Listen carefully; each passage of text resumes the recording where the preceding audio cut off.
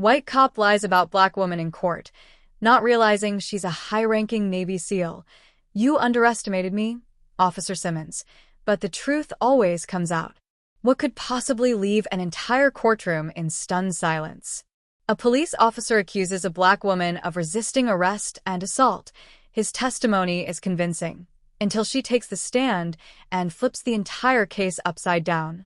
Who is she?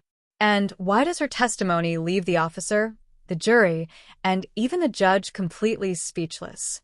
This is the story of how one lie unraveled, turning a fight for justice into a battle for truth. Let's dive in. The morning sun peeked through the heavy drapes of the courtroom, casting long shadows on the polished wooden floor. Though grand in design, the room felt stifling. Rows of wooden benches were packed, some with curious onlookers, others with local journalists scribbling notes, and a few faces lined with quiet tension. Among them sat Monica Jackson. Outwardly calm, she betrayed none of the storm brewing beneath the surface. Her dark brown skin glowed faintly under the courtroom's artificial lights, and her neatly braided hair rested on her shoulders. Sitting upright, her posture was poised, almost as if guided by an invisible force.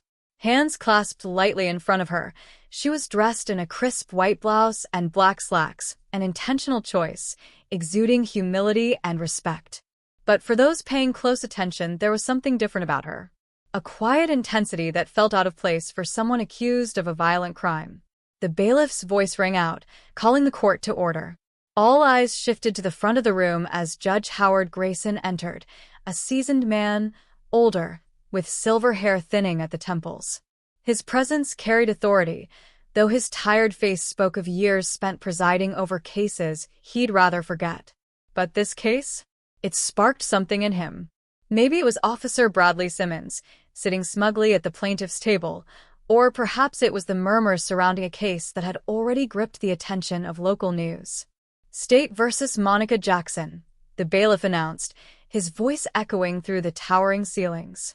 Monica stood, her movements deliberate and composed. The whispers in the courtroom grew louder as people leaned forward, eager for a better view.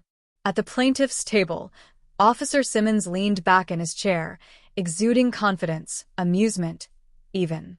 Dressed in his police uniform, he carried the unmistakable arrogance of a man whose authority had rarely been questioned. Meanwhile, Monica's lawyer, Benjamin Carter, a young black attorney fresh out of law school, nervously shuffled through his notes. He cast a glance at Monica, searching for reassurance, but she didn't return it. Her eyes were fixed on the judge, her face unreadable. Taking a deep breath, Carter rose to his feet. "Your Honor," he began, his voice unsteady. "We are ready to proceed." The judge gave a curt nod before shifting his attention to Simmons. "Officer Simmons, you may take the stand." With exaggerated movements, Simmons rose, adjusting his uniform before strolling to the witness stand, pausing just enough to glance at Monica. His smirk was subtle, but clear, a predator confident in his power. As he raised his hand and took the oath, Monica studied him.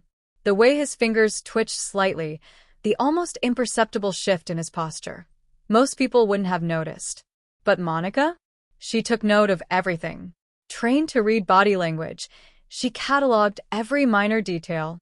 Still, she didn't move. She didn't flinch. And then, Simmons began to speak.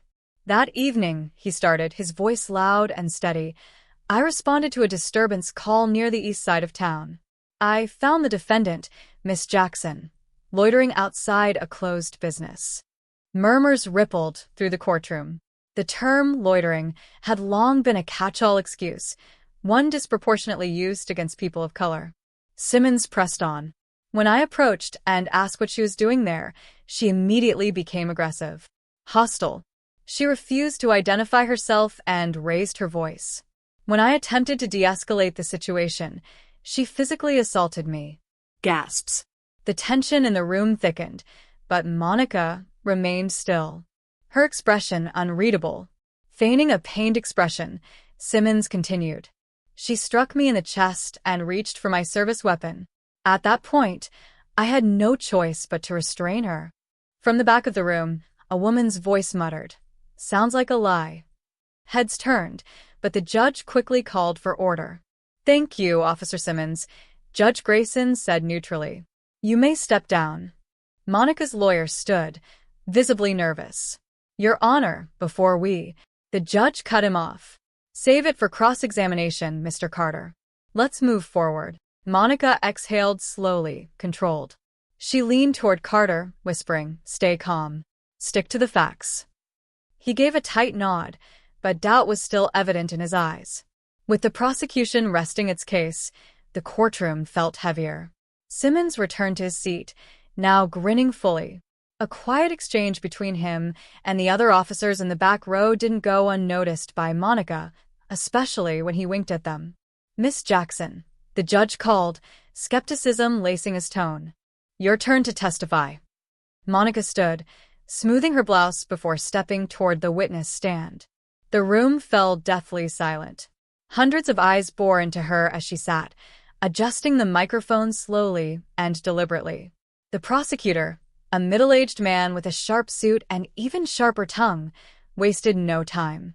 Miss Jackson, he began, leaning forward, can you explain your actions that night?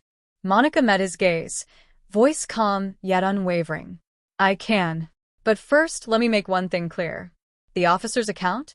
Not just inaccurate, intentionally misleading. The courtroom collectively inhaled. The prosecutor smirked. A bold accusation, Miss Jackson. Do you have proof? Holding his stare, she replied, the truth has a way of revealing itself soon enough. The prosecutor opened his mouth, ready to fire back, but something about Monica's unshaken confidence made him hesitate. Judge Grayson cleared his throat. Proceed. And so, Monica began to tell her story. Every word held weight. The audience hung on to each one, sensing this was no ordinary defendant. And unbeknownst to everyone, the wheels of justice were already turning. Because this lie, it was about to unravel. And Officer Simmons? He had no idea who he was up against.